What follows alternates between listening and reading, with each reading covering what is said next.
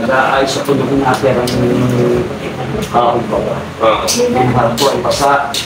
Pagkakparkugan, hindi ko napas yung malalim na pala, napagkanon ako.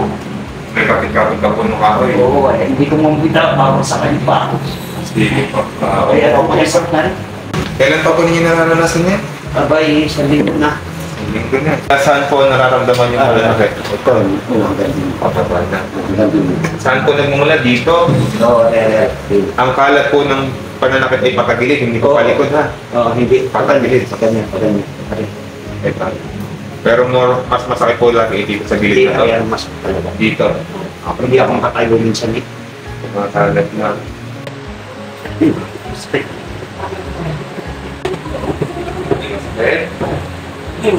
Saan po sumasakit?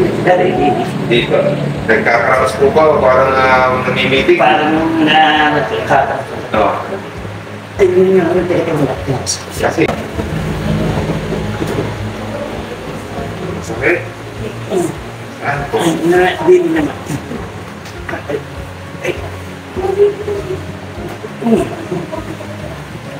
Mitig.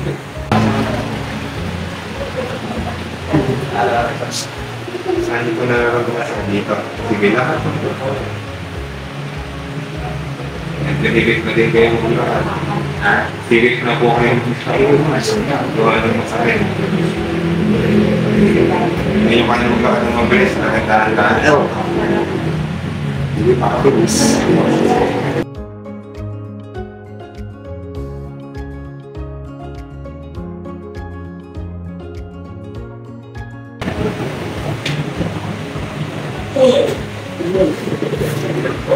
Saan po nagmumula ang masakit po nyo?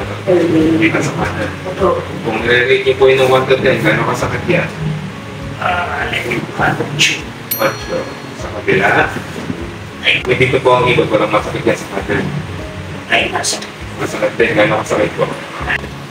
Nasa. 6.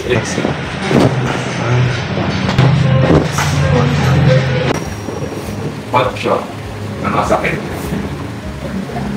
Alis, wala na yan. Wala na. Dito sa is. Wala na rin.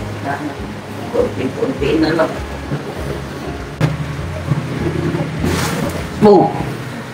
Kamusta po ang pakiramdam niya? Ay, malaking bagay ito eh. Malaking ginhawa. Kakatayo ng diretso. Dati pa hawak din. Hindi na nga po ganun. Babalik po. Nakakahakbang na ng malaki. Hindi na daan-daan. Ano kaya may labit-labit kanina habang naglalakad? Tapis ka. Salamat po. Sundin lang po muna yung